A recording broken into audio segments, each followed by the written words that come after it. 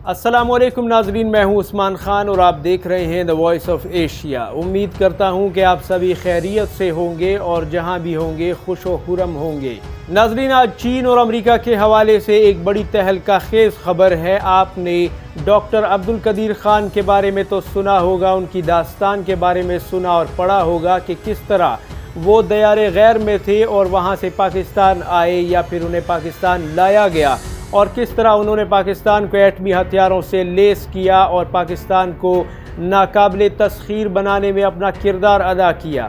لیکن آج معاملہ چین نے بھی امریکہ کے ساتھ کچھ اس طرح سے ہی کیا ہے۔ امریکہ کی انٹیلیجنس ایجنسیوں نے جو رپورٹ اس وقت امریکی حکومت کو دی ہے، اس نے امریکی حکومت کے رونگٹے کھڑے کر دیے ہیں اور امریکی کانگریس اور بائیڈن انتظامیہ کی دوڑیں لگوا دی ہیں۔ اور یہ خبر اس حوالے سے ہے کہ جناب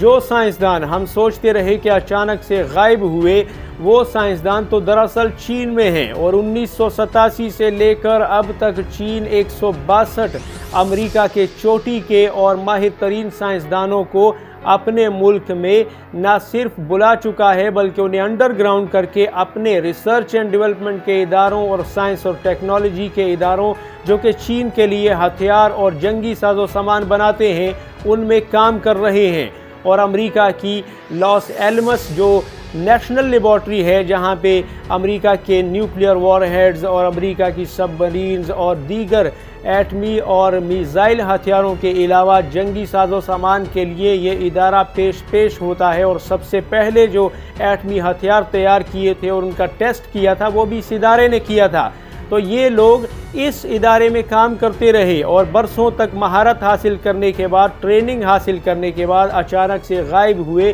اور یہ اب چین میں ہیں۔ یہی نہیں بلکہ امریکی خلائی اسٹیشن اور خلا کے بارے میں ریسرچ اینڈ ڈیولپمنٹ کرنے والے ادارے ناسا میں بھی یہ لوگ کام کر چکے ہیں، اور وہاں سے بہت سے راز اور بہت سی ایکسپرٹیز لے کر یہ لوگ اب چین میں موجود ہیں۔ اور آپ کو یہ بھی بتاتے چلیں کہ اس رپورٹ میں یہ بھی کہا گیا ہے کہ چین نے ان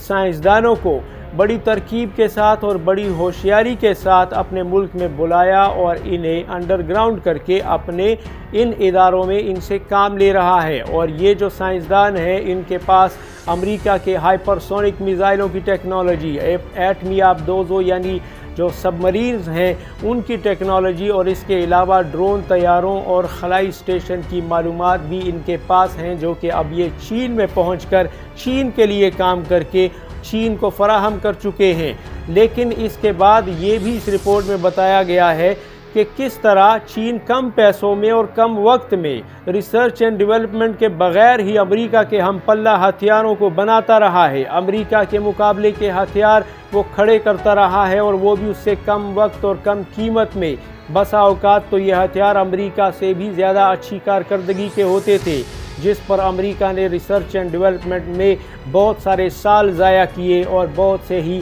پیسہ یعنی اربوں ڈالر اس کی ریسرچ اینڈ ڈیولپمنٹ اور اس کے اوپر خرچہ آیا۔ چین نے ان سب پر مفت میں ہی ہاتھ صاف کر لیا۔ اس رپورٹ میں مزید دلچسپ اور حیران کن حقائق بتائے گئے ہیں، اس لیے آپ اس ویڈیو کو آخر تک ملاحظہ فرمائیے۔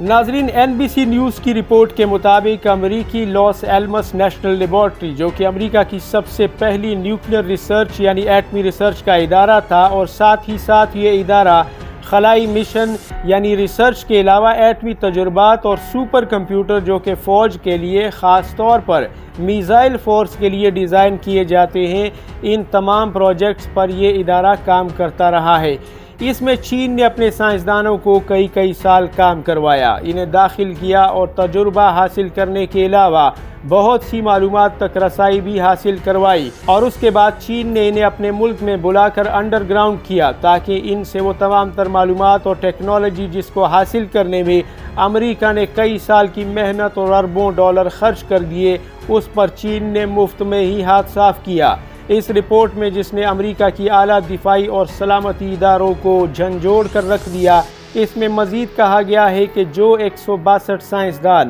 امریکہ سے چین گئے تھے ان میں سے 15 سائنسدان تو ایسے تھے جو کہ پرماننٹ سٹاف ممبر بھی تھے، اور انتہائی تجربہ کار اور اپنے کام کے حوالے سے ماہر ترین سمجھے جاتے تھے، اور ان 15 سائنسدانوں کو تو ٹیکنالوجی ریسرچ کے لیے امریکی حکومت کے قائم کردہ خصوصی فنڈ تک بھی رسائی حاصل تھی۔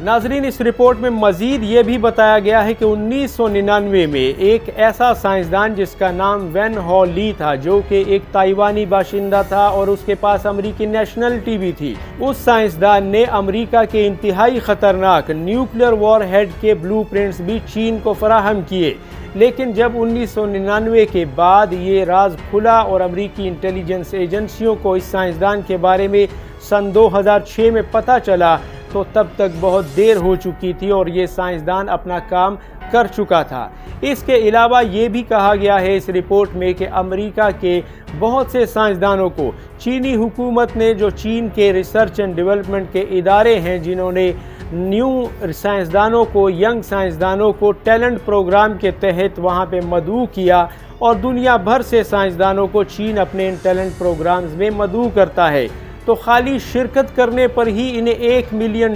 کا ایک نذرانہ پیش کر دیا جاتا ہے، جو یہ وہاں پہنچتے ہی حاصل کر لیتے ہیں۔ یعنی آپ سوچئے کہ صرف شرکت پر ہی $1 ملین کا نذرانہ پیش کر دیا جاتا ہے، اور پھر اس کے بعد چین کی انٹیلیجنس ایجنسیاں بعد میں جب سارا معاملہ طے کرتی ہیں، وہ پردے کے پیچھے ان سائنسدانوں کو خریدتی ہیں، ان پر پیسہ پانی کی طرح بہاتی ہیں اور ان پر پیسے کے انبار کھول دیتی ہیں تاکہ ان سائنسدانوں کا استعمال کیا جا سکے، ان سے امریکی ہتھیاروں کے راز حاصل کیے جا سکے، ان کی ایکسپرٹیز سے فائدہ اٹھایا جا سکے، اور امریکہ نے جن ہتھیاروں کو بنانے کے لیے اتنے سال محنت کی ہوتی ہے اور اتنا پیسہ خرچ کیا ہوتا ہے، چین ان تمام تر معلومات اور ٹیکنالوجی کو اتنی آسانی سے حاصل کر لیتا ہے۔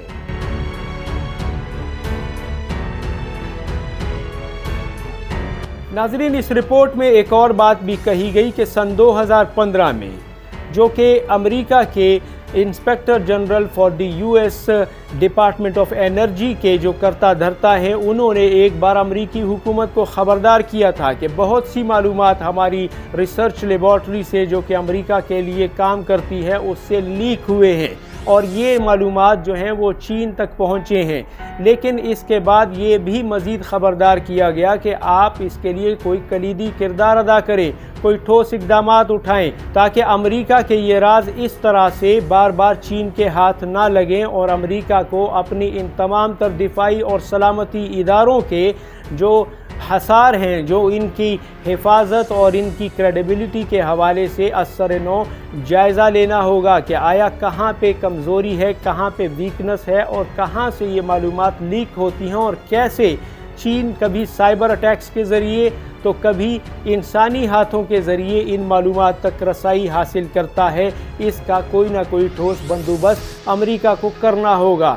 کیونکہ چین نے بہت سے ایسے ہتھیار بنا لیے ہیں جو کہ امریکی ہتھیار ہیں، اور اس کے ہم پلہ یا پھر بسا اوقات اس سے بہترین ہتھیار بنا لیے ہیں، جیسا کہ چین کا J-20 جہاز امریکہ کے 5th جنریشن F-35 طیارے کے ہم پلہ گنا جاتا ہے، لیکن قیمت میں اس سے کم ہے، کارکردگی میں اس کے ہم پلہ بلکہ بعض شعبوں میں اس سے بہترین بھی ہے۔ اس کے علاوہ جو ایٹمی آبدوزیں چین نے تیار کی ہیں وہ بھی کم قیمت میں ہیں، لیکن امریکہ کی ہم پلہ ہیں۔ یہاں تک کہ ناسا کے ادارے نے اسپیس میں، خلا میں امریکہ کے لیے جو خلائی اسٹیشن تیار کیا اور اس کے لیے اتنا اربوں ڈالر، کھربوں ڈالر خرچ کیا اور اتنے سال کی محنت کی، امریکہ کے مقابلے میں اب چین وہاں چند سالوں میں ہی کھڑا ہو چکا ہے اور اتنا مضبوط مقام حاصل کر چکا ہے، اور ریسرچ اینڈ ڈیولپمنٹ پہ جو پیسہ چین خرچ کرتا ہے وہ بالکل نہ ہونے کے برابر ہے، لیکن اس کے باوجود اس کی کارکردگی امریکہ سے تیز اور بہترین ہے۔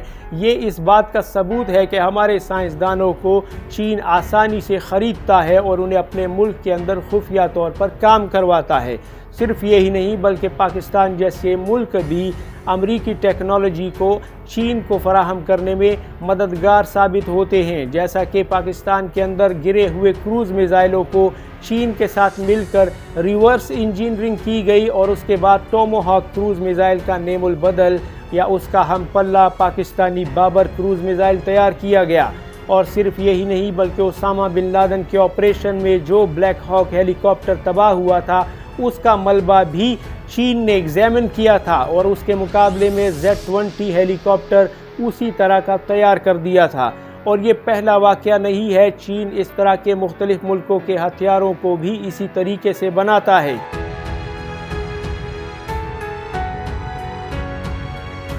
روس کے ہتھیاروں کو بھی اگرچہ چین نے بڑے پیمانے پر اس کی کاپی کی اور اس کے ہم پلہ ہتھیار تیار کیے، لیکن وہاں پہ روس اور چین کے درمیان چونکہ دوستی ہے، لہٰذا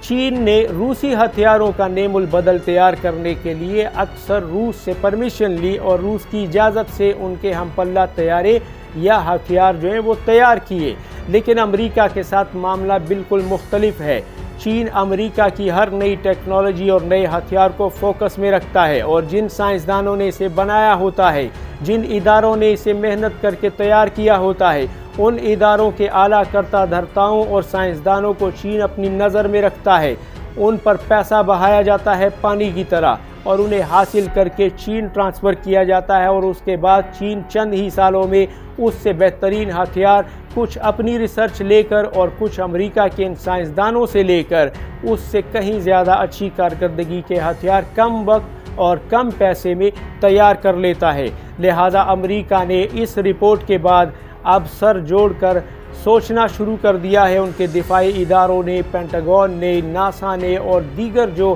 اعلیٰ امریکی سلامتی کے ادارے ہیں، انہوں نے سوچنا شروع کر دیا ہے کہ آخر کس حد تک چین تک معلومات پہنچی ہوں گی، کس حد تک ہمارے راز چین کے ہاتھ لگے ہوں گے، اور اب آئندہ کے لیے چین کے ہاتھوں سے بچنے کے لیے ہم کیا کردار ادا کریں۔ کیونکہ شروع میں جن سائنسدانوں کے بارے میں یہ سوچا جاتا تھا کہ وہ اچانک سے غائب ہوئے ہیں، وہ دراصل غائب نہیں ہوتے تھے، بلکہ ان کا پتہ لگ چکا ہے کہ وہ چین کے اندر موجود ہیں۔